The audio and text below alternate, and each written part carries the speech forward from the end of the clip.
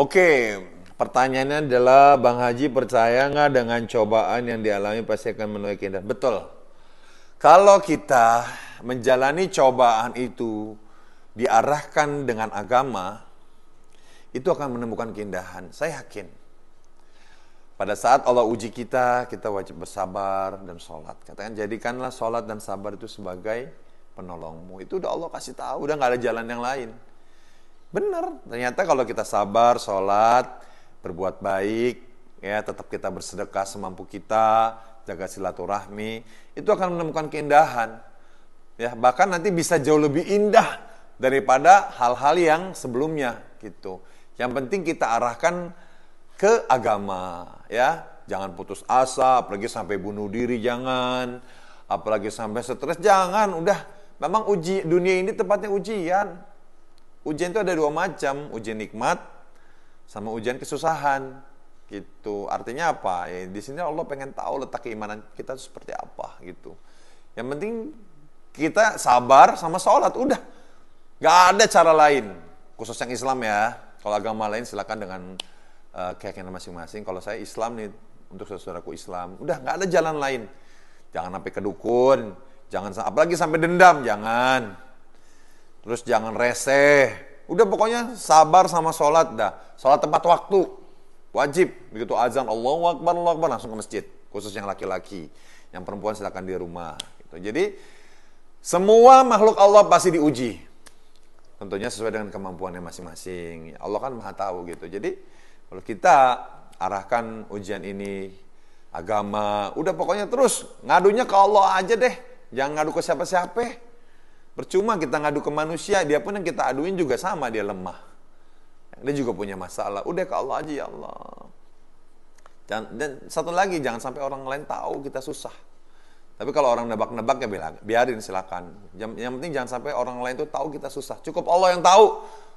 Jangan kasih yang lain gitu. Jadi insya Allah kalau kita cari jalan keluarnya dengan ibadah, sholat dan juga bersabar, insya Allah akan ada indah pada waktunya. Cobaan dari Allah menjadikan Bang Haji lebih mendekatkan diri sama Allah. Betul sekali. Dari zaman dulu saya meniti karir dari mulai SMA. Saya ini mulai rajin sholat setelah SMA. Sampai sekarang alhamdulillah gak pernah bolong gitu ya. Benar-benar kondisi apapun juga harus sholat gitu. Saya memang dari dulu udah selalu mencoba mendekatkan diri sama Allah gitu.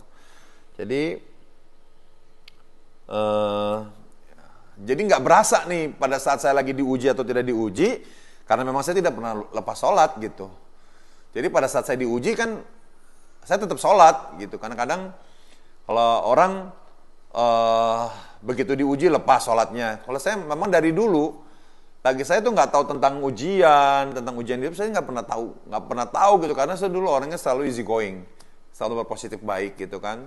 Berpositif thinking gitu, nggak pernah yang namanya bersuzon gitu. Jadi dari jalan mulai SMA tuh saya nggak tahu kalau saya udah mulai diuji nih, karena saya jalan ini dengan ikhlas, jadi nggak berasa nih ujian-ujian ini. Saya pernah naik angkot, saya pernah naik pokoknya angkutan umum lah, pernah juga.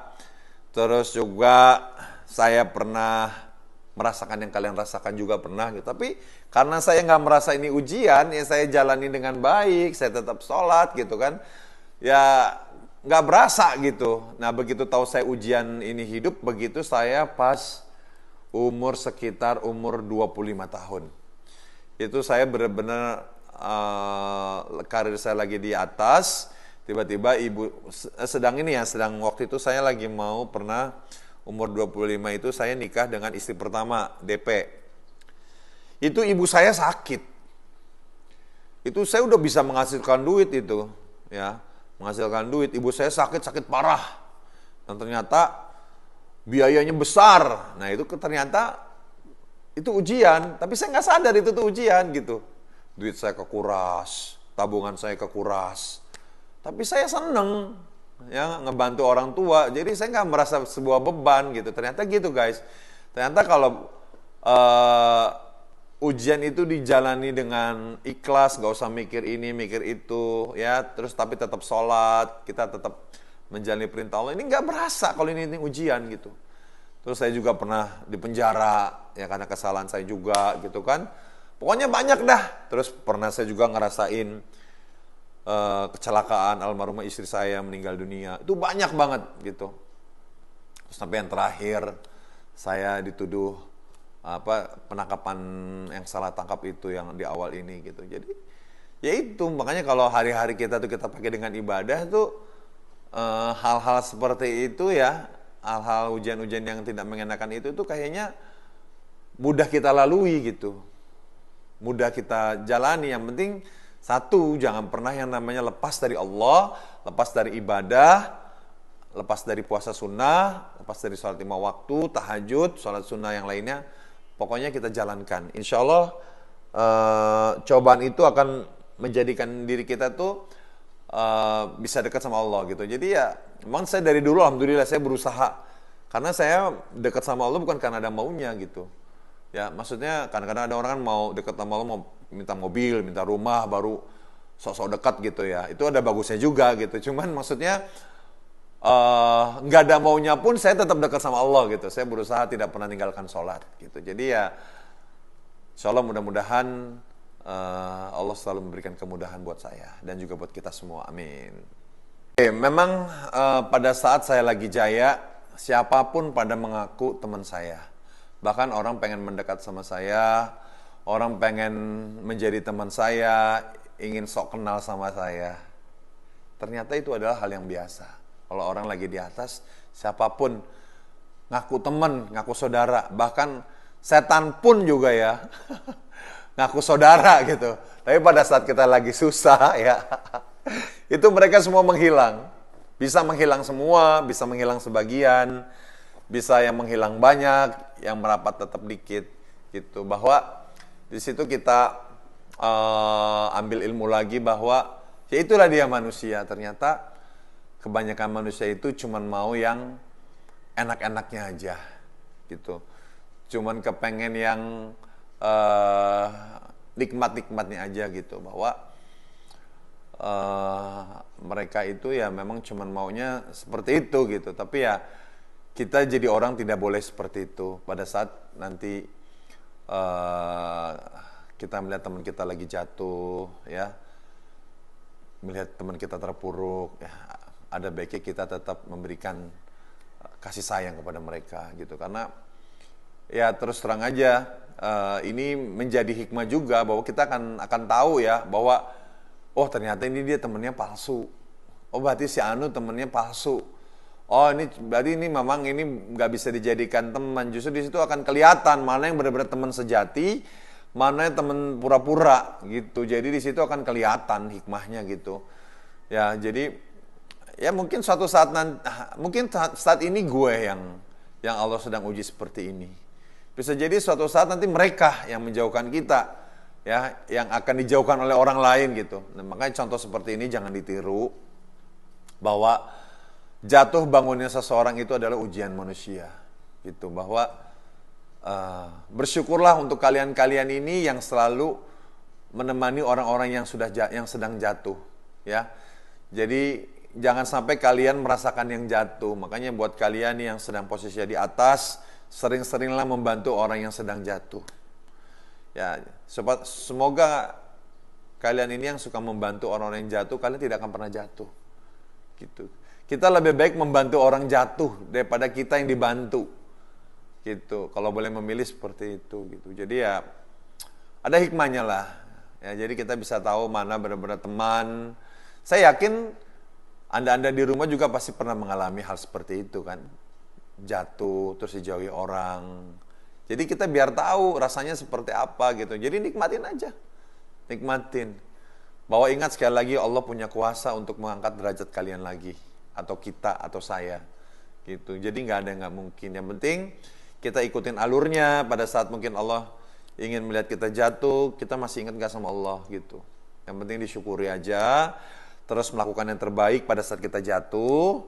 Jangan cengeng, jangan patah semangat, jangan putus asa. Terus sholat, sabar. Udah itu aja kuncinya. Sholat, sabar, berusaha. Sholat, sabar, berusaha.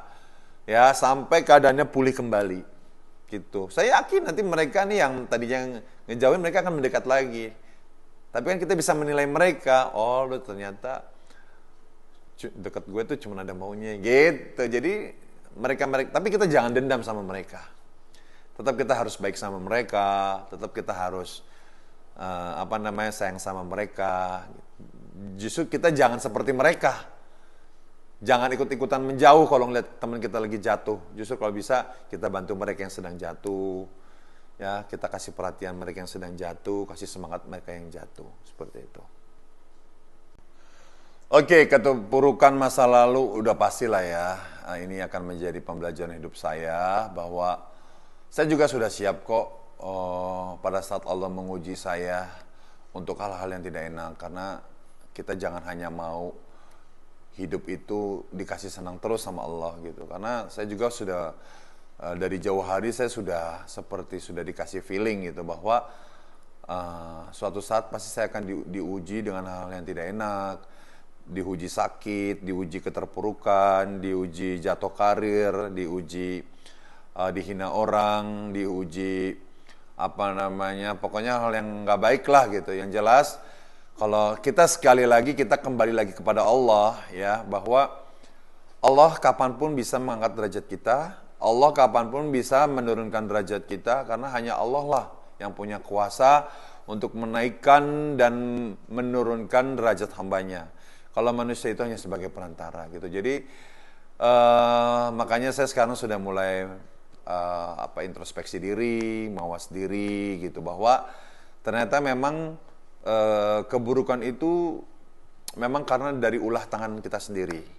Ya, yang jelas Allah sebenarnya udah kasih tahu, jangan begini, jangan begini, jangan begini, jangan begini. Kita udah dikasih tahu, padahal kadang-kadang kita sebagai manusianya suka bandel gitu. Mungkin karena dulu saya benar-benar bandel dan salah lalai gitu ya. Jadi ya saya mau nggak mau harus harus merasakan akibatnya gitu. Tapi sekali lagi itu saya jadikan sebuah pembelajaran. Jadi saya merasakan menjadi orang yang di atas sudah pernah, merasakan saya dipuji orang udah pernah, merasakan dielulukan udah pernah, ya.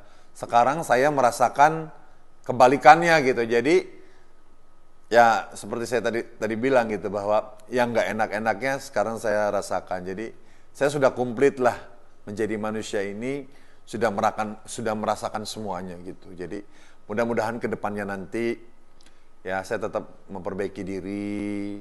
Ya, semoga suatu saat nanti saya ada kesempatan lagi untuk memperbaiki diri dan Allah mengangkat derajat saya lagi, dan juga mungkin mengangkat derajat Anda semua juga yang mungkin nasibnya sama seperti saya ya. Semoga kita lepas dari keterpurukan ini. Yang jelas kalau kita menyikapi keterpurukan itu dengan ilmu atau dengan keikhlasan, dengan agama gitu, di sini akan ada hikmahnya bahwa hidup seperti ini gitu, ya kan, ada sedih, ada suka, ada duka gitu, ada bahagia, ada air mata gitu. Jadi ini hidup seperti inilah gitu loh. Jadi kita akan merasakan gitu pada saat suatu nanti kita ada di atas, ya kan, kita tidak akan menjadi orang yang semena-mena. Karena orang kalau selalu di atas nanti dia tidak pernah merasakan di bawah, itu nanti bisa jadi kita jadi sombong. Justru karena kita sudah merasakan kita pernah ada di bawah, ya, kita udah pernah ada di atas. Jadi begitu kita sudah ada di posisi yang di atas, kita tidak akan pernah meremehkan orang. Kita akan benar-benar bisa menghargai orang. Ya, mudah-mudahan kejadian seperti ini bisa menjadi pembelajaran buat hidup kita semua, gitu. Supaya kelak nanti Allah kasih kesempatan lagi kita untuk hidup baik, lebih baik lagi. Kita tidak pernah yang namanya meremehkan orang, tidak pernah sombong, tidak pernah yang namanya pokoknya jahat sama orang, seperti itu.